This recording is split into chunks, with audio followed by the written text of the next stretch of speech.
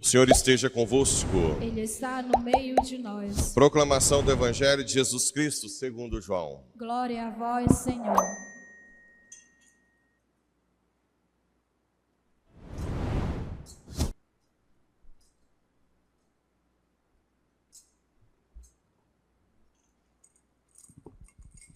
Jesus manifestou-se aos seus discípulos e depois de comerem, perguntou a Simão Pedro: Simão, filho de João, tu me amas mais do que estes? Pedro respondeu: Sim, Senhor, tu sabes que eu te amo. Jesus disse: Apacenta os meus cordeiros. E disse de novo a Pedro: Simão, filho de João, tu me amas? Pedro disse: Sim, Senhor, tu sabes que eu te amo. Jesus disse-lhe: Apacenta as minhas ovelhas. Pela terceira vez, perguntou a Pedro: Simão, filho de João, tu me amas? Pedro ficou triste, porque Jesus perguntou 3 vezes se ele o amava. Respondeu: Senhor, tu sabes tudo, tu sabes que eu te amo.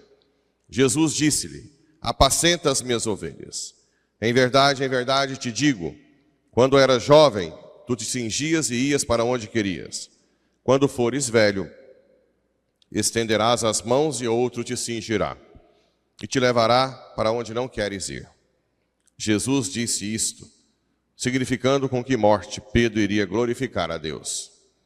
E acrescentou: segue-me. Palavra da salvação. Glória a vós, Senhor. Caríssimos irmãos e irmãs rádio-ouvintes que nos acompanham pelas redes sociais. Essa primeira leitura, eu quero que vocês entendam uma coisa que está no fundo disso aqui. Paulo foi perseguido pelos judeus e levado para ser condenado ali em Jerusalém. Aqui, quando Paulo chega lá, sabendo que os judeus queriam matá-lo, independente de qualquer coisa, Paulo usa a sua cidadania romana para apelar ao tribunal de César em Roma. Só quem era cidadão romano poderia fazer isso. Aqui mostra que se ele não tivesse feito isso, eles já iriam libertá-lo. E o que acontece com Paulo em Roma? No finalzinho, decapitado. Ou seja, Deus guia a história com outras, inspirando outras pessoas, mas também inspirando a gente para que conduza a história como Ele quer. Ele disse para Paulo: você deve testemunhar o meu nome também em Roma. Às vezes parece estranho, mas Paulo pregou muito tempo em Roma até ser decapitado. Mas aconteceu uma coisa interessante lá na Paulo VI. Tinha uma senhorinha muito santa que ia à missa todos os dias, fazia, mesmo muito idosa, fazia almoços beneficentes para ajudar pessoas com problemas. E no último dia do cerco de Jericó, ela foi à missa de manhã e falou na missa para muita gente assim: hoje à noite eu venho para dar o testemunho mais bonito. À noite ela foi e morreu antes da missa, no cerco, né? Morreu lá na hora. E foi realmente uma morte muito tocante. A gente fez até a missa de corpo presente, os acólitos, os coroinhas berravam de chorar. Então, aquilo que na nossa mente parece estranho, que é morrer, ser assassinado, na mente de Deus: Pai, glorifica teu filho, assim como eu te glorifiquei. Isso aqui faz parte da glória do filho, de glorificar o filho, né? Porque a graça que Jesus tem aqui na cruz é a glória que ele tem no céu. Então, se Paulo não tivesse usado o seu benefício, ele já teria sido libertado. Mas acabou que, por causa do pedido dele, ele teve que ser mandado a Roma. Mas até ele morrer em Roma também, ele fez muito, né? Pregou muito, mesmo preso. Também, antes de ser sempre muito ativo. E realmente, a maior glória de Paulo está na sua morte, porque ele morreu por Jesus, né? Tem um local lá, chama Tre Fontane, 3 fontes, que a história diz, a tradição, que a cabeça de Paulo caiu em 3 lugares, e onde caiu, saiu uma fonte de água. Eu achei as capelinhas da fonte muito longe uma da outra para a cabeça, mas me falaram que é porque o terreno era assim, né? Então bate assim. Depois, quando vai nivelar, eu sei que as fontes estão lá. Parece que tem até um barulhinho de água. Só que eles fecharam elas, né?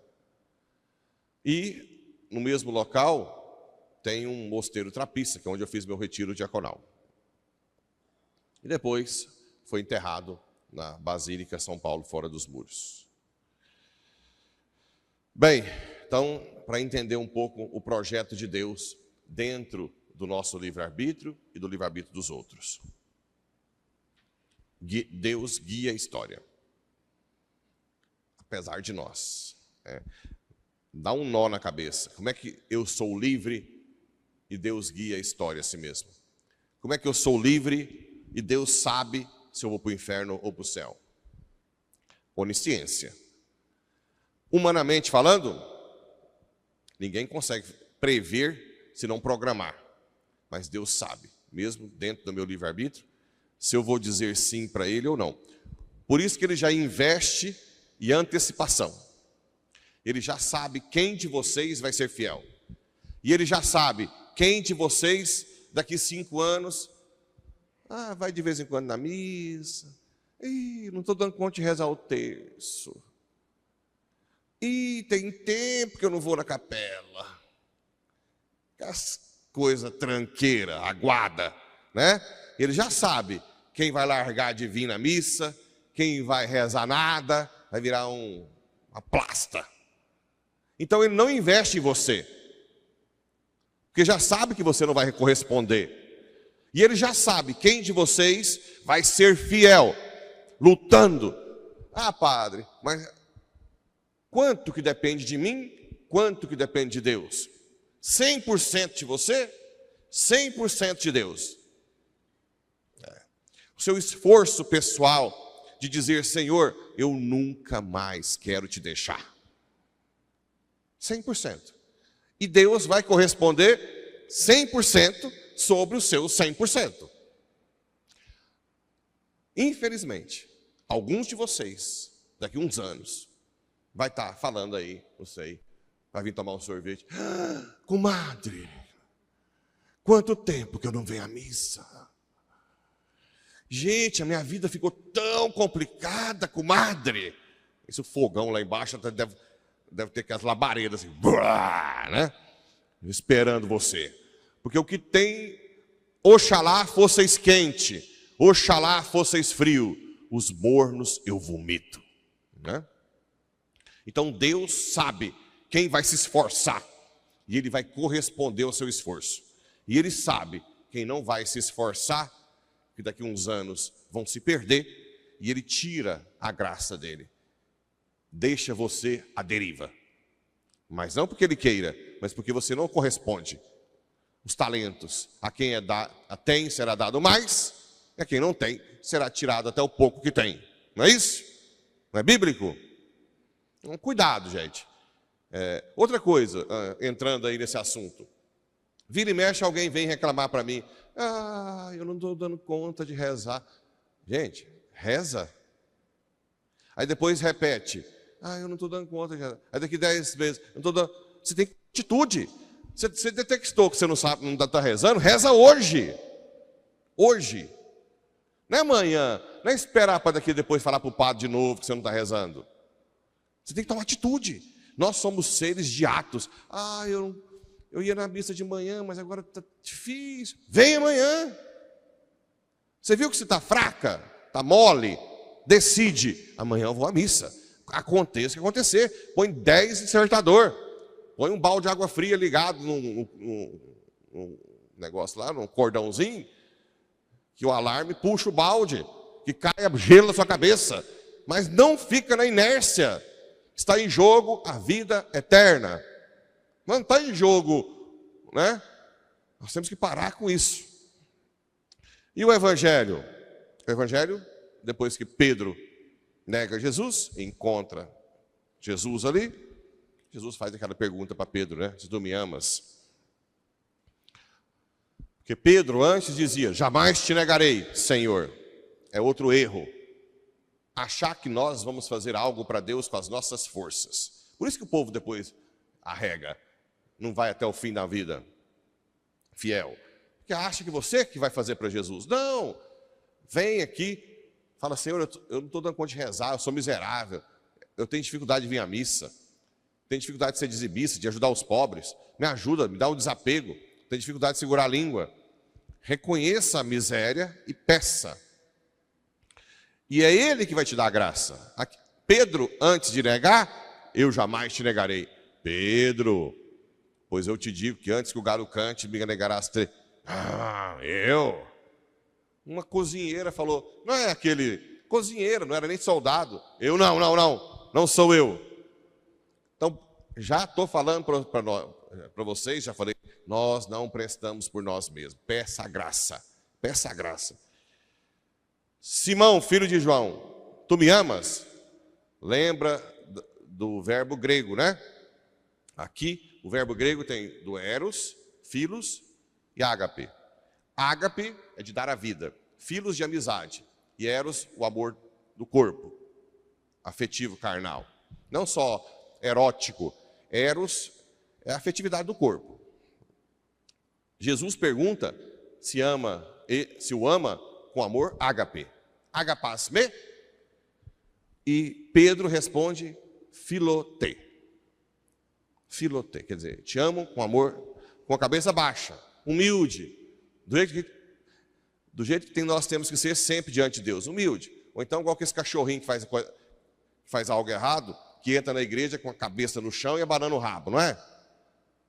Se entrar aqui igual que esse cavalo árabe na capela, muda pouco. Entra igual cachorrinho mesmo, com a cabeça no chão, banando o rabo, aqui assim, Senhor, sem ti nada posso. Nada posso.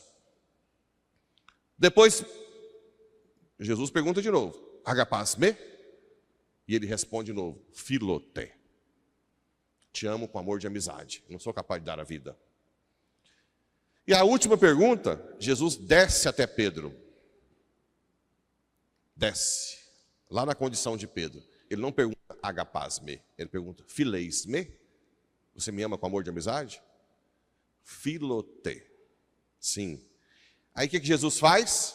Depois que ele vai lá na nossa miséria,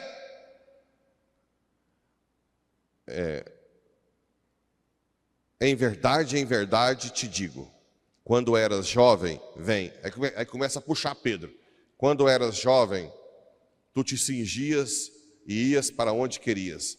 Quando fores velho, estenderás a mão e outro te cingirá. E te levará para onde não queres ir, para a cruz. Agora sim. Quem está falando que Pedro vai morrer, dar a vida, é Jesus. Entendeu a diferença? Pois eu te digo, quando era jovem, começou a puxar Pedro. Porque agora Pedro está do jeito que precisa ser. A igreja nasceu da união da fraqueza humana e a força divina. Sempre vai ser assim. Não tem ninguém na igreja forte, gente. Ah, mas o padre tal, que fala tão forte na internet, fraco, igual choque de lanterna, igual todo mundo. O que temos de força é a graça. E a graça é para os humildes. Ok? A graça é para os humildes. Jesus disse isso, significando com que morte Pedro iria glorificar a Deus. Ó, a morte glorificando. E acrescentou, segue-me. Segue-me. Então aqui, entender. Não queiram, se vocês quiserem serem bons para Deus, daqui a uns anos, está todo mundo aí, acordando meio-dia, domingo, né? com as remelonas nos olhos, já com compromisso para domingo à noite, bafão na boca, sem perspectiva de salvação nenhuma. Agora, se vocês reconhecerem a miséria e falar, me ajuda, Senhor, eu quero morrer fiel, não tem capeta nenhum que tira vocês do caminho. Ainda mais se puser no colo de Nossa Senhora. Que ela nos ajude. Assim seja.